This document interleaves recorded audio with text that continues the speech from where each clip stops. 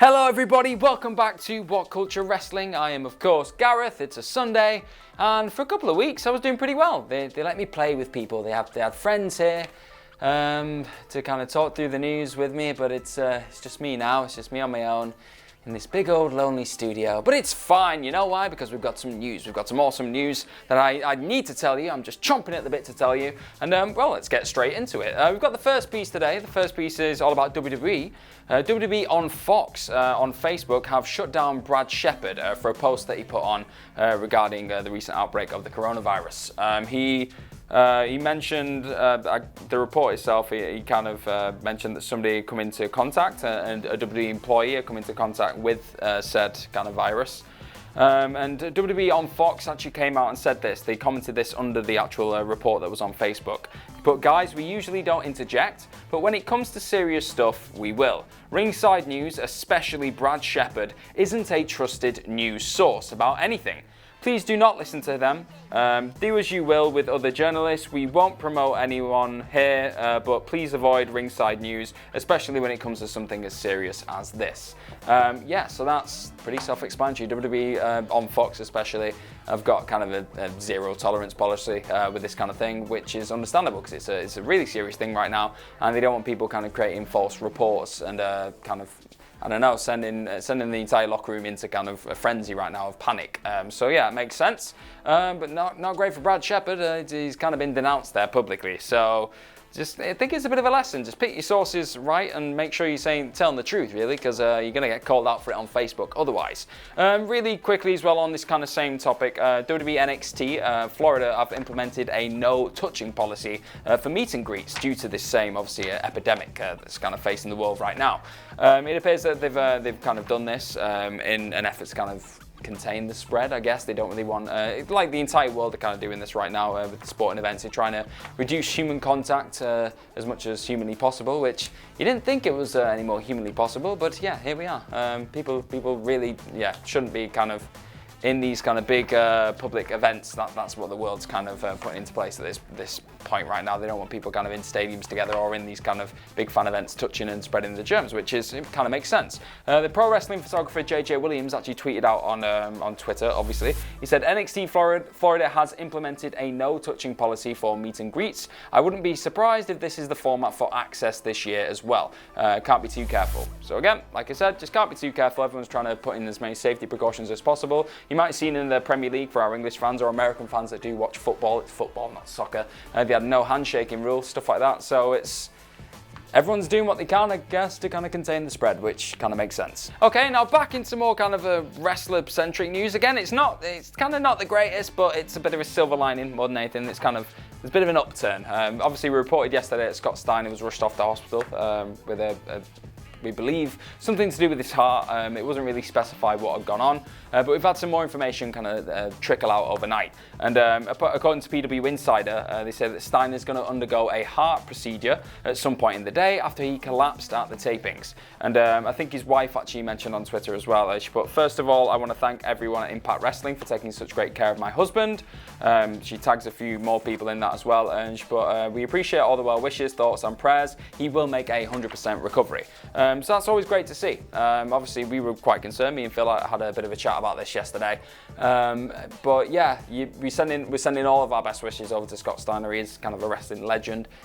He's obviously, we mentioned yesterday, he cut an incredible kind of shocking promo. Stephanie McMahon last time he was kind of associated with What Culture. But yeah, when it comes to stuff like this, when it's your health, it all just gets a little bit bigger than wrestling. And I hope the kind of wrestling community just come together and go, okay, we wish you kind of a speedy recovery, Scott, and hopefully you're back on your feet as soon as. Next up, we've got Hangman Page and a mystery partner, apparently, going to be taking on Chris Jericho and Sammy Guevara on Wednesday Night Dynamite for AEW, obviously.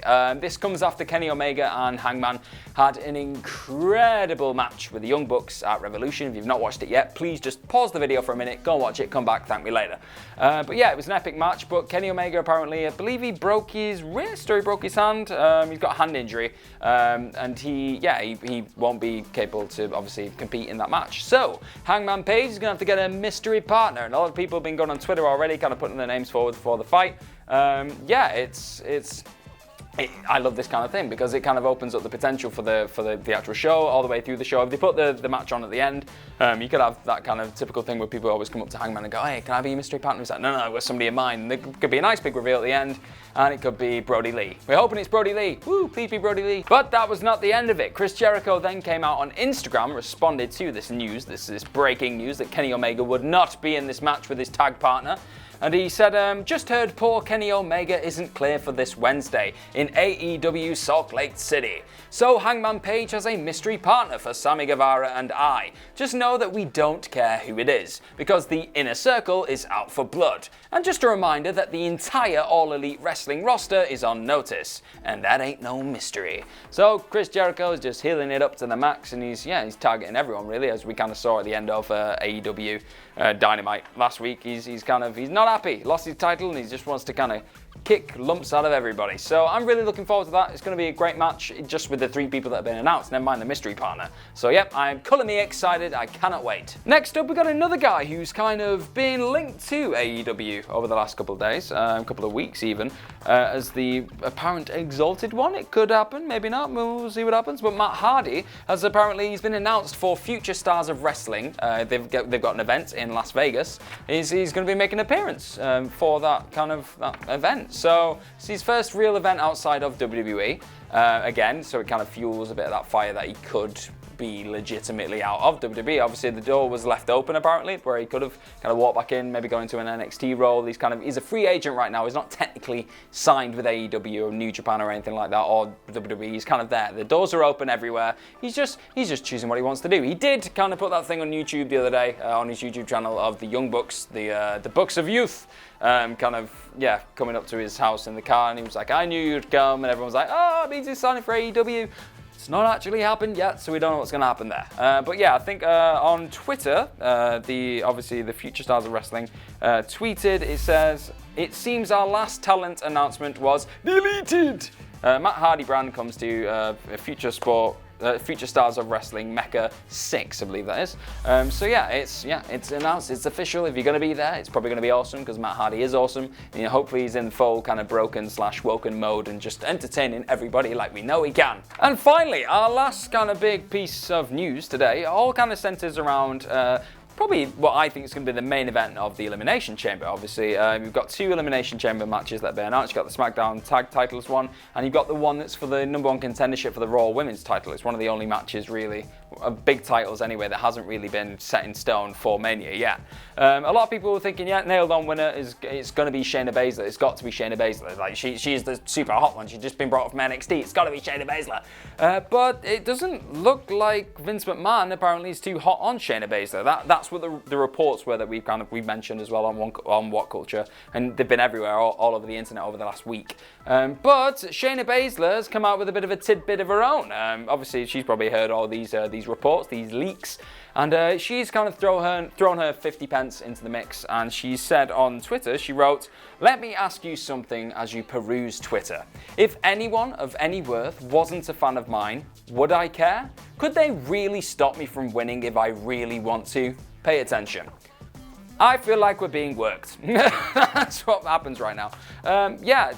It's a weird one, because are we getting to a spot now where Vince McMahon knows his word will travel so far now that he's starting to implement it into storylines?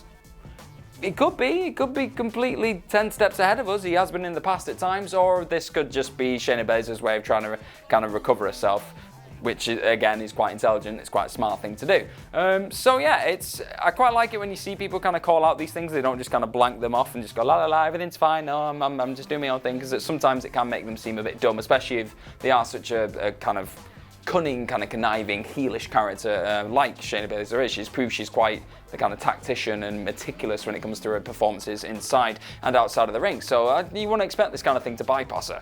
And I think it's a good move from Shayna Baszler. Hopefully she can win in that Elimination Chamber match. Has set up an epic battle with Becky Lynch at WrestleMania 36, which is shaping up to be a heck of a card. It's very odd that we've got Elimination Chamber tonight. It is tonight.